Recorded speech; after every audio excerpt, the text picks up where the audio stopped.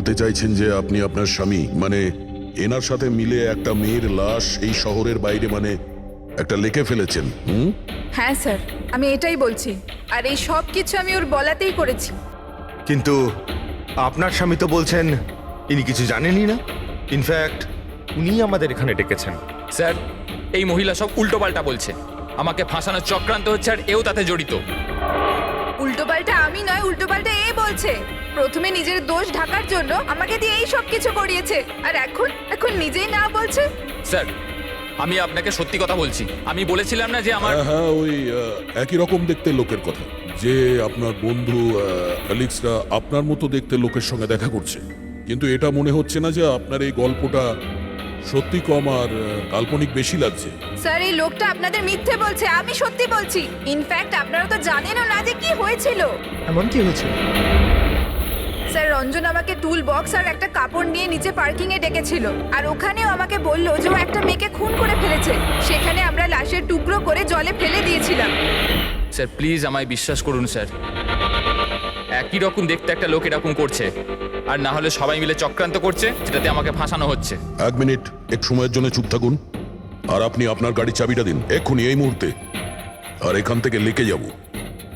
একবার এই এভিডেন্সগুলো ফরেন্সিক ল্যাবে যাক, তাহলেই আমরা জেনে যাব যে আপনাদের দুজনের মধ্যে কে সত্যি বলছে আর কে মিথ্যে বলছে।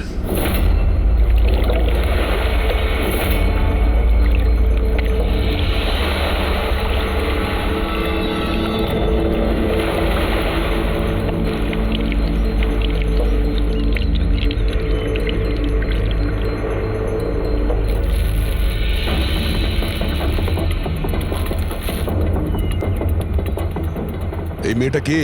স্যার আমি কি জানি, আপনি আমাকে কেন জিজ্ঞেস করছেন? যা কিছু জানার এর থেকে জানুন না। স্যার, আমি এই মেয়েটাকে চিনি না। আমি জানি না একে। আমি একে মারিনি স্যার। আমি তো ওই সময় শুধু এই লোকটার হেল্প করছিলাম। আমি অনেক রাত অবধি অফিসে ছিলাম স্যার। আপনি চাইলে সিসিটিভি ফুটেজ দেখতে পারেন। চিনের নিচে দেখো, থুতির নিচে স্টিচেস আছে না? আর সেগুলো খুব বেশি পুরনো নয়, মনে হচ্ছে কিছুদিন আগেই ও আঘাত পেয়েছে।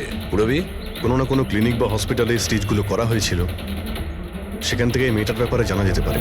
একটা কাজ করো ফেডরিক, পঙ্কজ, এই বডির টুকরোগুলো আছে না, এই সব কটা আমাদের ফরেন্সিক ল্যাবে পাঠিয়ে দাও। আর এদের দুজনকে আমাদের ব্যুরোতে নিয়ে চলো। স্যার, এ বলছে যে কয়েকদিন ধরে ওরই মতো দেখতে কোনো লোক ওকে ফাঁসানোর চেষ্টা করছে। এর চেনাশোনা লোকরা ওই লোকটার সঙ্গে বিভিন্ন জায়গায় দেখা করছে, আর ওরা ভাবছে যে ও এই। হ্যাঁ স্যার, আমায় ফাঁসানো হচ্ছে স্যার। আর ওই চক্রান্তে এও রয়েছে স্যার। স্যার আপনিই বলুন, আমি যদি এসব করতাম তাহলে আমি আপনাদের ফোন কেন করতাম? স্যার, এখন অবধি আমি আপনাদের যা বলেছি সবকিছু প্রমাণ হয়েছে তো। লাশ তো পাওয়া গেল লেকে, আর ওর গাড়ির ডিকিতে রক্ত পেলেন তো। স্যার, আপনি নিজেই বলুন, যখন এতটা সত্যি আমি বলেছি, তাহলে এখন মিথ্যে আমি কেন বলবো? আমাকে ফাঁসানোর জন্য। স্যার আমি বলছি স্যার, এটা চক্রান্ত স্যার, আমাকে ফাঁসানোর জন্য। ব্যাস ব্যাস, কে কি কাজ করেছে আর করেনি সেটার খোঁজ আমরা করব। শুধু একটা কথা মনে রাখবেন, যে আমাদের সন্দেহ শুধু আপনাদের দুজনকে। বাট স্যার, আমি কিচ্ছু করিনি, আমি নির্দোষ। আমি হতে পারে হয়তো আপনি খুন করেননি, কিন্তু লাশকে টুকরো টুকরো করে লেকে ফেলে দেওয়া এটাও কিন্তু বড় অপরাধ, বুঝেছেন আপনি? স্যার, সিসিটিভি ফুটেজ পেয়ে গেছি।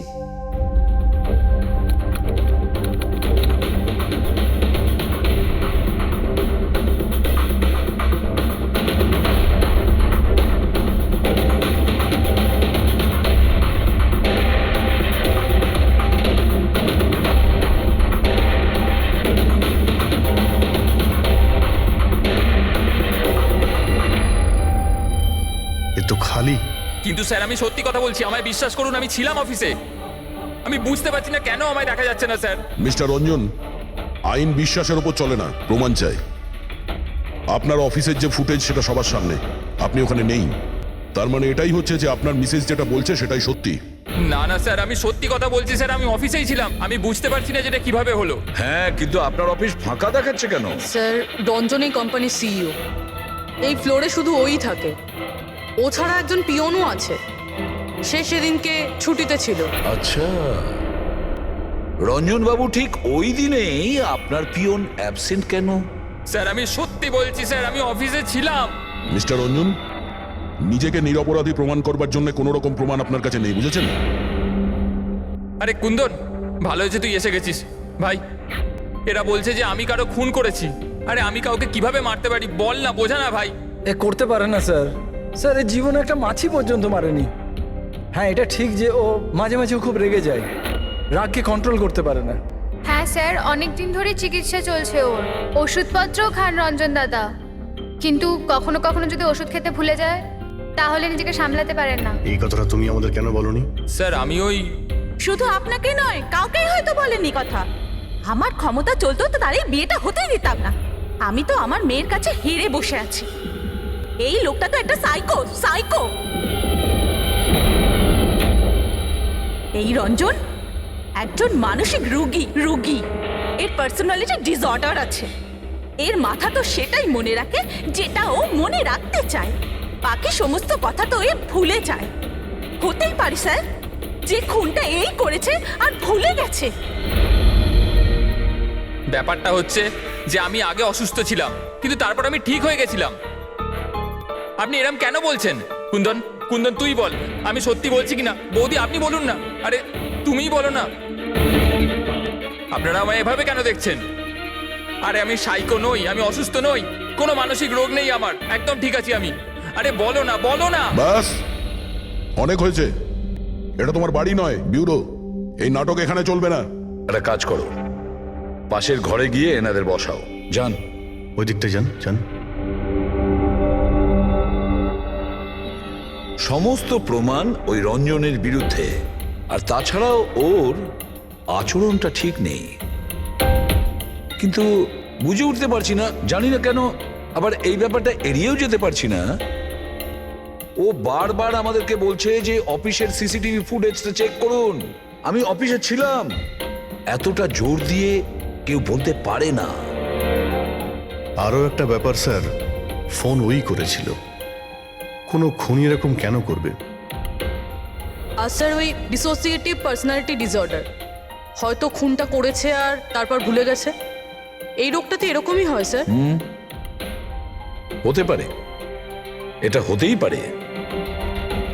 একটা কাজ করি আমরা, এই যে সিসিটিভি ফুটেজ আছে না, এটাকে ল্যাবে পাঠাই, চেক করিয়ে দেখি এই ফুটেজটা কেউ কোনোভাবে এডিট করে চেঞ্জ করেছে কিনা।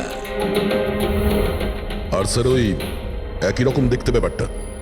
ও এটা বলছে যে ওর বন্ধুরা ওর মতো দেখতে লোকটাকে দেখেছে, আর ওই লোকটা ওর বন্ধুগুলোকে চিনতেও পারেনি। চলো ওর বন্ধুদের সাথে কথা বলি, জিজ্ঞাসাবাদ করি, জেরা করি, তারপর দেখি ওদের কথায় কতটা সত্যি আছে। স্যার হতে পারে এই চৈতালি আর কুন্দন রঞ্জনের শুভাকাঙ্ক্ষী হওয়ার চেষ্টা করছে, হয়তো তা নয়। আর এদিকে শায়লা, উনি তো চানই এই দোষটা রঞ্জনের ওপর আসুক, যাতে ওনার মেয়েকে আর এই বিয়েটা করতে না হয়। স্যার স্যার যে মেয়েটা মারা গেছে ওর ফটো হসপিটালের ক্লিনিকে পাঠিয়ে দিয়েছি। ওকে শনাক্ত করা হয়েছে। ওর নাম হলো অনামিকা। দুদিন আগেই ওখানে গেছিল ওর আঘাত দেখাতে। অনামিকা, অনামিকা, এই অনামিকার পুরো ফোন রেকর্ড চেক করো, খোঁজ নাও এ কোথায় থাকতো, কি করতো, এর সঙ্গে রঞ্জনের কি সম্পর্ক ছিল।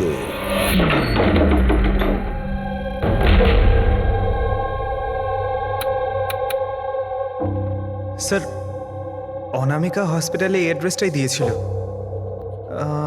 এবার কি করি? দেখা যাক, কোনো প্রমাণ নিশ্চয়ই পাবো। একটু আশেপাশে দেখো কোনো প্রতিবেশী আছে কিনা।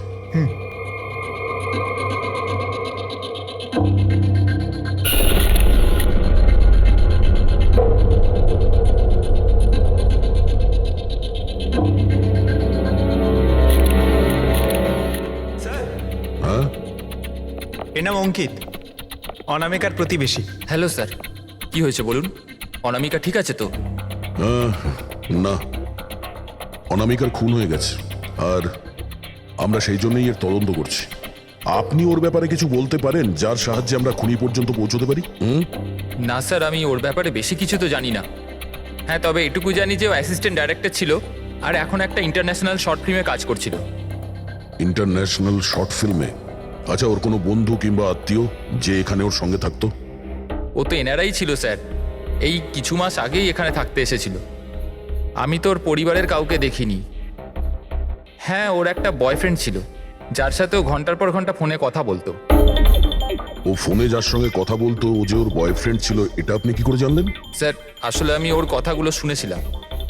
ও ব্যালকনিতে দাঁড়িয়ে ওর সাথে খুব জোরে জোরে কথা বলতো অনেকক্ষণ। আর ওদের কথা শুনে মনে হতো স্যার ওর বয়ফ্রেন্ড ভালো লোক নয়। ঝগড়া হতো খুব দুজনের। কথা শুনে মনে হতো নিজেদের মধ্যে মারপিটও করে। ইনফ্যাক্ট এই দুদিন আগেই ওরা নিজেদের মধ্যে মারপিট করেছে। ওর মুখেতে সেলাইও পড়েছিল, আর ওর চোখেও আঘাত লেগেছিল স্যার। আপনি দেখেছেন ওর বয়ফ্রেন্ডকে? আমি স্যার ওকে কখনো দেখিনি, কিন্তু ওর নামটা জানি স্যার। আচ্ছা, কি নাম কি ওর? Ranjan. Ranjan?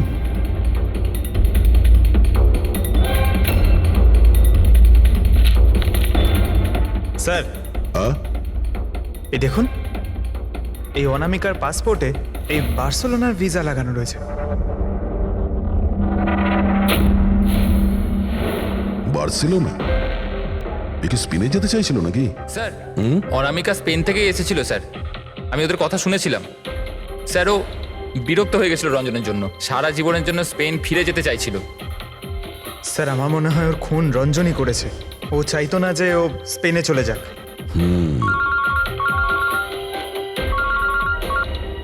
Hello, sir, অনামিকার phone records পাওয়া গেছে। একটা নাম্বারে যেটাতে ও সবচেয়ে বেশি কথা বলতো সেটা রঞ্জনের কোম্পানির নামে রেজিস্টার্ড আছে। ও রঞ্জন, একটা কাজ করো, অনামিকার ফোনের শেষ লোকেশনটা কোথায় ছিল সেটা বার করো। অনামিকা কাল রাত্রেই আপনার হোটেলে ছিল? I am not sure sir. ছিল না? আমার তো মনে হয় না। ঠিক আছে, আমাদের আপনার হোটেলের সিসিটিভি ফুটেজটা চেক করতে হবে। Sure sir.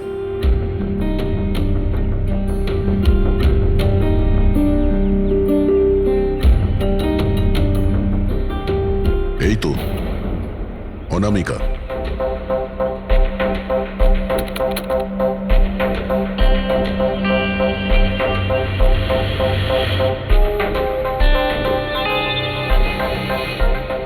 এটা কি ব্যাপার? ও ভেতরে গেল একটা হ্যান্ডব্যাগ নিয়ে, আর বাইরে এলো একটা লাগেজ নিয়ে। তো সঙ্গে এই ছেলেটা কি? স্যার, ও তো আমাদের বেল বয়। ওয়েল বয় কোথায় আছে এখন? কাল রাত্রে তুমি যখন ওই মেয়েটার লাগেজ নিয়ে বাইরে যাচ্ছিলে তখন ওর জন্য কেউ অপেক্ষা করছিল বাইরে? হ্যাঁ স্যার, একজন লোক তো ছিল, ওর জন্য ওয়েট করছিল। কে ছিল? লম্বা রোগা করে একজন ছিল। লম্বা রোগা করে? এ ছিল ওই লোকটা? স্যার, মনে হচ্ছে তো এরকমই ছিল। দেখে তাই মনে হচ্ছিল মানে? স্যার, ও দূরে দাঁড়িয়ে ছিল, তাই আমি ঠিকমতো দেখতে পাইনি। ও, তার মানে এই রঞ্জন, ও আমাদের মিথ্যে কথা বলেছে। ও অনামিকাকে আগে থেকেই চিনতো, আর শেষবার অনামিকা ওর সাথেই ছিল। রঞ্জন বলছে যে আপনারা ওকে আলাদা আলাদা জায়গাতে দেখেছিলেন, কিন্তু ও বলছে ও ওখানে ছিলই না। ব্যাপারটা কি বলুন তো? স্যার, আমি একদিন কফি শপে কফি খাচ্ছিলাম, আমি দেখলাম যে রঞ্জন বাইরে কারোর সাথে কথা বলছে। রঞ্জন, রঞ্জন, এই রঞ্জন! স্যার, আমি যখন ওকে ডাকলাম ও জানি না কেন আমার কথা না শুনে অন্যদিকে চলে গেল। রঞ্জন! কিন্তু স্যার, যখন আমি এই ব্যাপারে ওর সঙ্গে কথা বললাম তখন ও বললো যে ওখানে ছিলই না। আমি জানি না ও কেন মিথ্যে কথা বললো। আর লীলা দেবী, ওকে আপনি কোথায় দেখেছিলেন? কান্দিওয়ালাতে একটা জুয়েলারি শপে। ওর সঙ্গে একটা মেয়েও ছিল। রঞ্জন, রঞ্জন! আচ্ছা, এই মেয়েটা ছিল কি? হ্যাঁ স্যার, এই মেয়েটাই ছিল।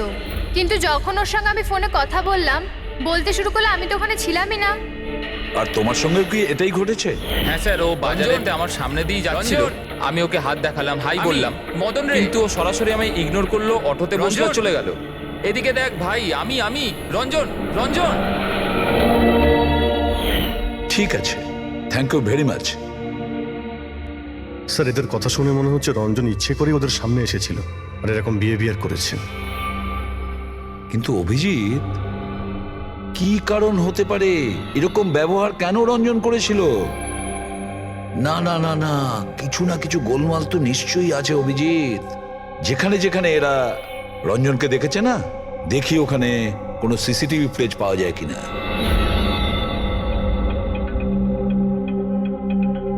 স্যার এখানে দেখুন। হ্যাঁ সালুকে, বস, কি পেলে? এই অস্ত্রের ওপর আর কাপড়ে যে রক্ত পাওয়া গেছে সেটা অনামিকারই। মনে হচ্ছে অঞ্জলি সত্যি বলেছে।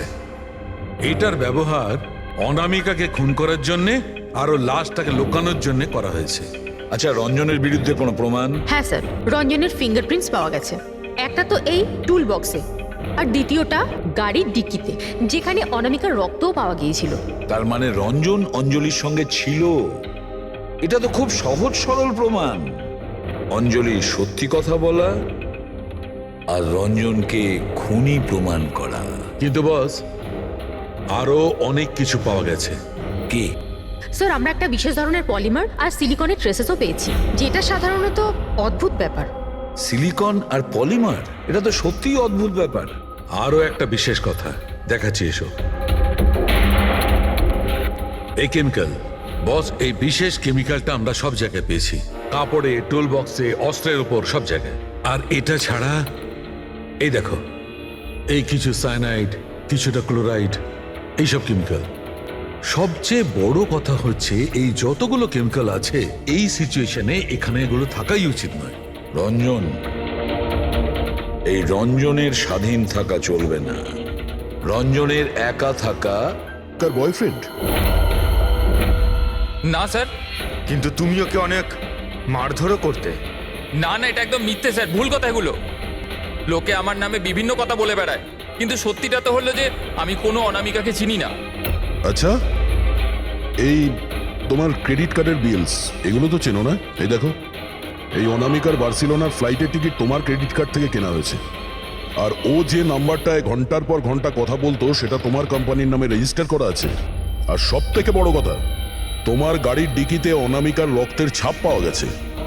আর তুমি কি মনে করছো যে আমরা এর ওর কথা শুনে তোমার উপর দোষ চাপাচ্ছি? এই সমস্ত প্রমাণই যথেষ্ট এটা প্রমাণ করার জন্যে যে তুমি অনামিকাকে খুন করেছো। না স্যার, আমি কারোর খুনটুন করিনি। আর স্যার, এই ক্রেডিট কার্ড, স্যার আমার কাছে তো অনেক ক্রেডিট কার্ড আছে স্যার।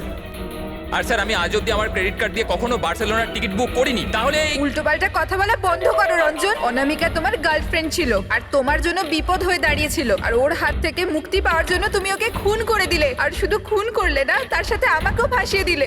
না, আমি এরম করিনি অঞ্জলি, আমার কথাটা বোঝার চেষ্টা করো তুমি। বৌদি, মানছি যে সমস্ত প্রমাণ এটাই ইঙ্গিত করছে যে রঞ্জনই খুনটা করেছে, কিন্তু কিছু প্রমাণিত হয়নি এখনো। আপনারা প্লিজ আমাদের কাজ করতে দিন। দেখো রঞ্জন, তোমার নির্দোষ হওয়ার কোনো প্রমাণ তোমার কাছে নেই। আর খুনের সময় তুমি কোথায় ছিলে এর কোনো সাক্ষীও নেই। আর তোমার ওই অফিসে সিসিটিভি ক্যামেরা ফুটেজ, ওর মধ্যে তুমি উধাও। অনামিকার হোটেলের বাইরে তোমার গাড়ির দাঁড়িয়ে থাকা, তোমার গাড়ির ডিকিতে অনামিকার রক্ত পাওয়া, ফোন রেকর্ড, ক্রেডিট কার্ড বিলস, তোমার বাঁচার আর কোনো রাস্তা নেই। এই একই রকম দেখতে অ্যাঙ্গেলটা একবার পরিষ্কার হয়ে যাক, তারপর তোমাকে অ্যারেস্ট না করার কোনো কারণ আমাদের কাছে থাকবে না। ততক্ষণের জন্য তুমি এখানে নিজের বাড়িতেই নজরবন্দি থাকবে, ফ্রেডির তত্ত্বাবধানে। আর আপনারা তদন্ত শেষ না হওয়া পর্যন্ত আপনাদের মধ্যে কেউ এখান থেকে যাবেন না। ফ্রেডি, নজর রেখো। Sir, sir please sir, sir আমার কথাটা বোঝার চেষ্টা করুন, আমি কিচ্ছু করিনি। পূরবী, তুমি কি বলছো তুমি খেয়াল করেছো? হ্যাঁ স্যার। স্যার, ইমেজ ফরেন্সিক এক্সপার্টরা কনফার্ম করেছেন এই রঞ্জনের ফুটেজের সাথে এডিট করা হয়েছে। এই ফুটেজটায় কিছু আউট অফ ফোকাস ব্যাপার আছে, যেটা থেকে এটা প্রুফ হয় যে এখানে কেউ একজন ছিল, যেটাকে খুবই ভালোভাবে ডিলিট করা হয়েছে। অন্য আর কেউ নয়, ও রঞ্জনই হবে। তার মানে ওর এই একই রকম দেখতে গল্পটা সত্যি। অনামিকার খুনের সময় ও অফিসেই ছিল। তাহলে ওর খুন কি করে করবে? একটাই লোক একই সময়ে দু জায়গায় কি করে হতে পারে?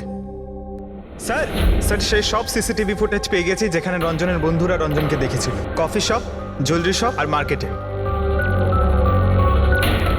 দরজা খোলো, বাইরে বেরোতে দাও। আরে কেন আমাকে আটকে রেখেছো? খোলো, আমি বলছি খুলে দাও। এটা কি হচ্ছে? ওর আবার আগের মতো অবস্থায় নেই তো?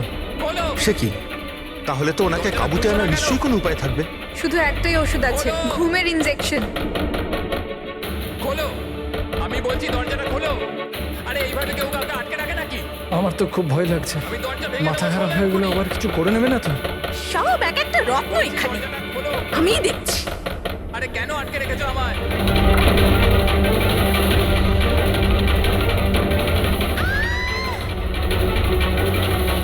এই রঞ্জন, এই রঞ্জন, রঞ্জন দাঁড়াও বলছি। মা মা মা আস্তে আস্তে আস্তে। ও মাই গড, এইটা কি করে হলো? আমি ডাক্তারের খবর দিচ্ছি। হ্যাঁ, তুমি ঠিক আছো তো মা? ও মাই গড, কি করে লাগলো তোমার? স্যার এটা কফি শপের ফুটেজ।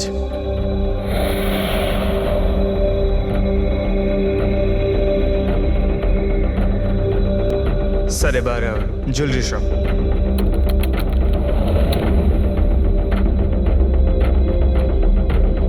এটার সঙ্গে অনামিকাও ছিল।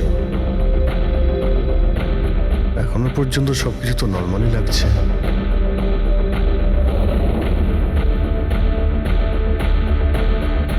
স্যার এবার মার্কেট প্লেস।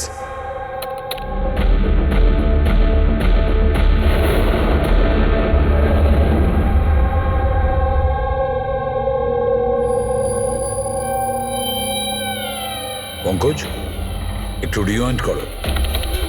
হ্যাঁ, আগে ওই রঞ্জনকে জুম করো।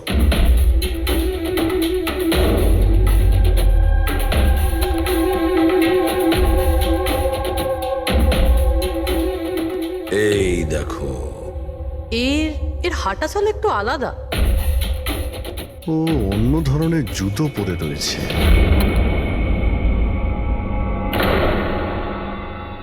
কিন্তু এটা কি? দয়া ওয়াকিং বুট পরেছে, ওয়াকিং বুট। যার পায়ের হাড়ে কোনো প্রবলেম থাকে না, সে ওই ওয়াকিং বুট পরে। কিন্তু রঞ্জনের পা তো একদমই ঠিকঠাক আছে। সেটাই তো, এটা তো হতেই পারে না। তাহলে ও কি? হ্যাঁ শালুকে বলো, কি এখনই? আচ্ছা ঠিক আছে, আমি আসছি। শালুকে ফরেন্সিক ল্যাবে ডেকেছে, এখনই যেতে হবে। চলো। হ্যাঁ ফেডরিক বলো, কি বললে তুমি? ঠিক আছে, হ্যাঁ ওখানেই থেকো। ফ্রেডরিক বলছিল রঞ্জন পালিয়ে গেছে শায়লার ওপর আঘাত করে। কিন্তু ফ্রেডি তো ছিল ওখানে। সেটাই তো। একটা কাজ করো দা, তুমি আর পঙ্কজ ওখানে চলে যাও, আমরা ফরেন্সিক ল্যাবে যাচ্ছি। আচ্ছা শালুকে, তুমি রঞ্জনকে গ্রেফতার করতে বারণ করেছিলে, ব্যাস ও তো ওদেরকে আঘাত করে পালিয়ে গেছে।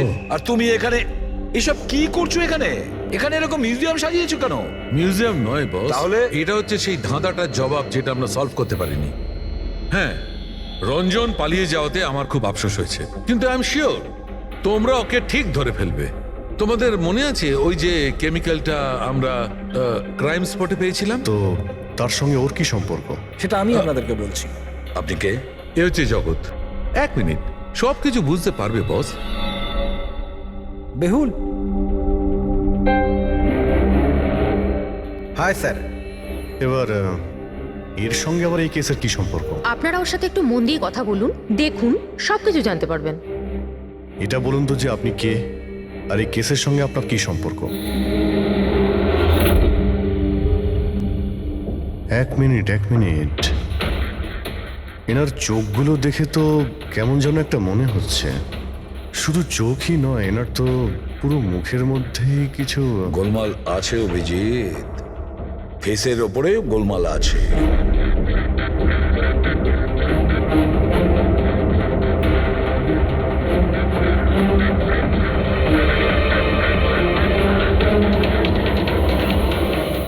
ও থ্যাংক ইউ বেহুল। এটা কি? আমি বলছি বস, ওই কেমিক্যালস যেটা ক্রাইম স্পটে পাওয়া গেছিল, আসলে ওই কেমিক্যালটা এই ধরনের মাস্ক আর নকল রক্ত তৈরি করতে কাজে লাগে। বিশেষ করে এই সিলিকন মাস্ক, যেটা ওই সিনেমাতে ব্যবহার হয়। সব থেকে বড় ব্যাপার হচ্ছে এর মধ্যে চোখের পাতা থাকে না, আর চোখের জন্য এখানে গর্ত একটা থাকে আসল মুখের মতো, যাতে যে এটা পড়বে তার আসল চোখটা এই গর্ত থেকে বেরিয়ে এসে যাতেও দেখতে পায়। আর স্যার এটাকে বানানো কিন্তু অত সহজ নয়। হাই কোয়ালিটির সিলিকন আর পারদর্শী লোকই এটা বানাতে পারে। লেটেস্ট টেকনিকের জন্য স্যার এটা যে পড়বে তার যে মুখের ভাব সেটাই মাস্কে ফুটে উঠবে। এর থেকে তো একটা কথা পরিষ্কার, অভিজিৎ, কেউ রঞ্জনের মতো দেখতে হুবহু একটা মুখোশ বানিয়েছে, একটা মাস্ক বানিয়েছে। রঞ্জনের মতো হাইটের কেউ ওরই মুখের মতো কোনো মাস্ক বানিয়েছিল আর লোকেদের বোকা বানাচ্ছিল। হ্যাঁ, আর সেই জন্যই সবাইকেও দূর থেকে দেখা দিয়েছিল, কারণ যদি কাছে আসতো তাহলে সবাই বুঝে যেত ও কোনো মাস্ক পরে আছে। আর স্যার অঞ্জলি, ও তোর সাথেই ছিল, ওর সাথে কথাও হয়েছে, ওর সাথে লাশটা লুকোনোর চেষ্টা করেছে। ওর মুখে রক্তও লেগেছিল আর ওখানে লাশগুলোকে কাটছিল আর লুকিয়ে রাখার চেষ্টাও করেছিল, তাই হয়তো তাড়াহুড়োতে কোনো খেয়ালই করেনি। আর তাছাড়াও এই যে একই রকম দেখতে না, নিশ্চয়ই ওর পায়ের হাড়ে কোনো প্রবলেম ছিল, তাই ও ওয়াকিং বুট পরেছিল। আর এই মাস্ক তৈরি করাও এত সহজ নয়। স্যার এই মাস্ক ফিল্ম প্রজেক্টেই কাজে লাগে। ও হ্যাঁ, তবে এটুকু জানি যে ও অ্যাসিস্ট্যান্ট ডাইরেক্টর ছিল আর এখন একটা ইন্টারন্যাশনাল শর্ট ফিল্মে কাজ করছিল। স্যার দয়া বলছিল যে অনামিকা ও নাকি কোন ইন্টারন্যাশনাল শর্ট ফিল্মে কাজ করছিল। ওর পক্ষে এগুলো করা তো খুবই সহজ। তার মানে ও রঞ্জনের গার্লফ্রেন্ড ছিল না, ওকে নিজেরই খুনে ফাঁসানোর চেষ্টা করেছিল। সেই জন্যই ও বেল বয়কে গাড়ি অব্দি নিয়ে গিয়েছিল। স্যার নিজের প্রতিবেশীর সামনে রঞ্জনের সাথে ফোনে কথা বলার নাটক করেছিল। মানলাম অভিজিৎ, আমি মানলাম, কিন্তু কেউ নিজের মৃত্যুর ষড়যন্ত্র নিজে কেন করবে? মানে আমি বলতে চাইছি, অনামিকা তার নিজের মৃত্যু কেন নিজে ডেকে আনবে? না না না না, কিছু তো একটা গোলমাল আছেই। কেউ তো একজন আছে যে অনামিকাকে শিখণ্ডি খাড়া করেছে, আর সেই পুরো কেসটার মাস্টার মাইন্ড, বুঝেছো? আপনাদের মাথা খারাপ আছে? ফ্রেডি ইনজেকশন নেওয়ার জন্য ভেতরে গেছে আর তোমরা ওই লোকটাকে ছেড়ে দিলে। আমরা তোকে পালাতে দিইনি, আমরা কি দরজা খোলার কি দরকার ছিল? ওই লোকটা যে মানসিক অবস্থা নিয়ে এখান থেকে পালিয়ে গেছে, কে জানে কার সাথে কি করে দেবে। শায়লা দেবীর ওপর হামলা করেই দিয়েছে। স্যার একটা কথা বুঝতে পারলাম না, ওরা তোমাদের দুজনের সামনে থেকে পালালো আর তোমরা ধরতে পারলে না ওদের? স্যার আমরা খুব ভয় পেয়ে গেছিলাম আর সব কিছু এত তাড়াতাড়ি হলো। স্যার আমরা যদি মাঝখানে আসতাম তাহলে আমাদের উপরও তো হামলা করতে পারতো না স্যার। হ্যাঁ, যেমন ভাবে আন্টিকে হামলা করেছিল আমাদেরও করতে তাহলে। হ্যাঁ, এক মিনিট শায়লা দেবীর ওপর হামলা, কিন্তু কিভাবে? ওর কাছে অস্ত্র কি করে এলো? এখানে তো কোনো অস্ত্র ছিল না, আমরা সমস্ত অস্ত্র সরিয়ে দিয়েছিলাম। হ্যাঁ হ্যাঁ স্যার, শুধু ঘরে কেন, কিচেনেও সবজি কাটার কোনো ছুরি পর্যন্ত নেই।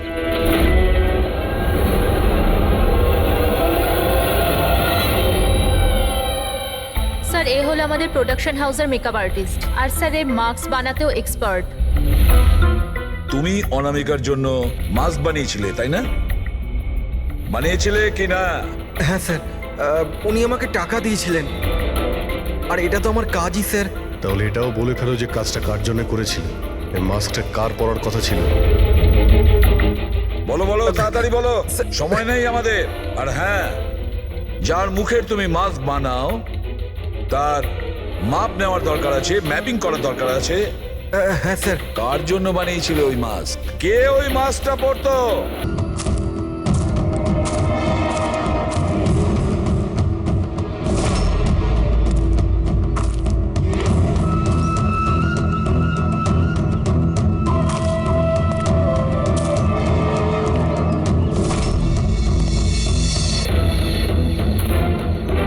কে তুমি? হ্যাঁ, কে তুমি? কি চাও? কেন আমাকে বেঁধে রেখেছো?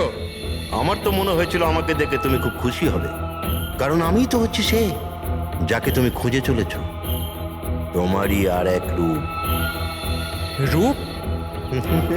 কিন্তু তোমার মুখ তো আমার সাথে মেলে না। কারণ এটাই, আমি তোমার মতন মুখের মাস্ক পরে নেই এখন, নাহলে তুমি আমাকে চিনতে পারতে না যে আসল তুমি না আমি। আর একটা কথা, আমি তোমার আওয়াজে কথাও বলতে পারি। কিন্তু তুমি এমন কেন করছো? যাতে অনামিকার খুনের জন্য তোমার জেল হয়ে যায়। কিন্তু আমার তোমার সাথে কি শত্রুতা? আমি তো তোমাকে চিনি অব্দি না। ওসব জেনে তুমি কি করবে? এখন তো শুধু এটুকুনি জেনে রাখো যে আমার এত পরিশ্রমে সিআইডির লোকেরা জল ঢেলে দিয়েছে, আর আমার কাছে শুধুমাত্র এখন একটাই রাস্তা বাকি আছে, যে তোমাকে আমি মেরে ফেলবো। না! সিআইডি, তোমরা এখানে কি করে? তোমাকে ফলো করতে করতে এখানে পৌঁছেছি। ওই মেকআপ ম্যান সবকিছু বলে দিয়েছে তোমার ব্যাপারে। খুব ভুল করেছো তোমরা এখানে এসে। রঞ্জনকে তো আমি কিছুতেই ছাড়তে পারবো না, কারণ আমি ওকে মারবার জন্য কন্ট্যাক্ট নিয়েছি। কিন্তু এখন তোমরা ওর সঙ্গে মরবে।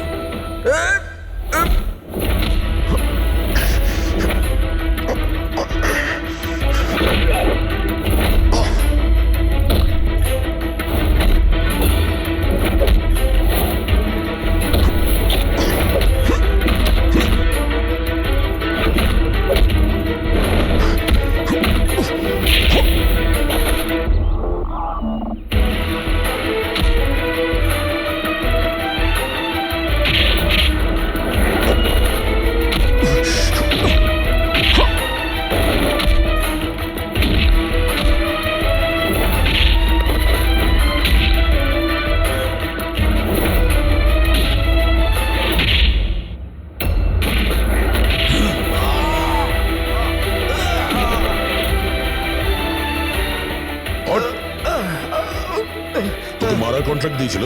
হ্যাঁ, কে দিয়েছিল? অনামিকা মারা যাওয়ার পরেও তোমাদের প্ল্যান চালু আছে। কে মাস্টার মাইন্ড?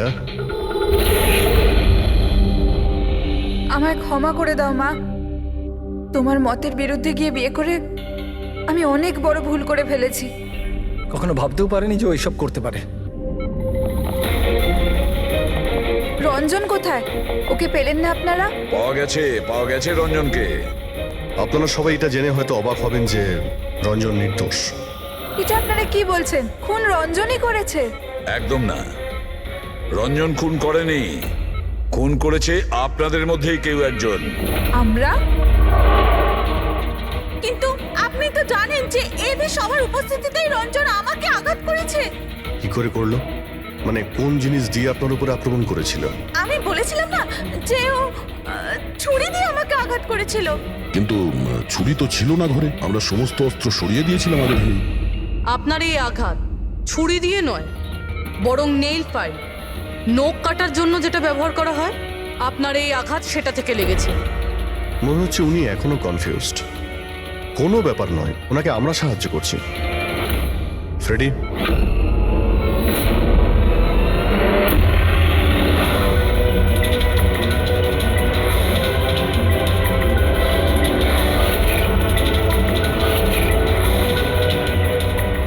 শাইলা ম্যাডাম, আমরা জানতে পেরে গেছিলাম অনামিকার প্রতিবেশী অঙ্কিত এসবের সঙ্গে যুক্ত। তো এই জন্য আপনি আমায় বাড়ি থেকে তাড়িয়ে দিয়েছিলেন, যাতে আমার কিডন্যাপ করে আপনি আমাকে খুন করতে পারেন। মা, তুমি এই খবরদার, খবরদার, যদি আমাকে মা বলে ডেকেছিস তো। মা শব্দের অর্থ কি হয় তোমরা দুজন জানো? স্যার, এ আমার অনিচ্ছা সত্ত্বেও রঞ্জনের সাথে বিয়ে করলো, আর আমার সাথে সব সম্পর্ক চিরদিনের মতন ত্যাগ করলো। আর আজ এরা আমার সম্পত্তির অধিকার চাইতে শুরু করেছে। এই সব এই রঞ্জনের কাজ। এই উস্কেছে আমার মেয়েকে, আমার একমাত্র সন্তান, নিজের স্বামীর সঙ্গে মিলে ধীরে ধীরে আমাকে বিষ দিয়ে মারতে শুরু করলো।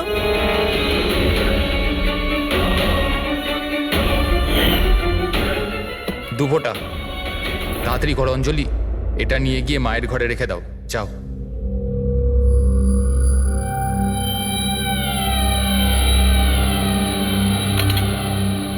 কিন্তু আপনি অনামিকার খুন করলেন কেন? ওর কোনো দোষ ছিল না, কিন্তু আমার কাউকে তো একটা দরকার ছিল এই সব কিছু করার জন্য। কিন্তু আমি এদের দুজনকে শাস্তি দিতে চেয়েছিলাম যে রঞ্জনের ফাঁসি হয়ে যাক, আর অঞ্জলির সারা জীবনের মতো জেল। শায়লা দেবী, এদের প্রতি আপনার ঘৃণা আপনাকেও এদেরই মতন অপরাধী বানিয়েছে। এদের দুজনের তো শাস্তি হবেই। আপনার প্রাণ নেওয়ার চেষ্টা করেছে বলে, কিন্তু আপনারও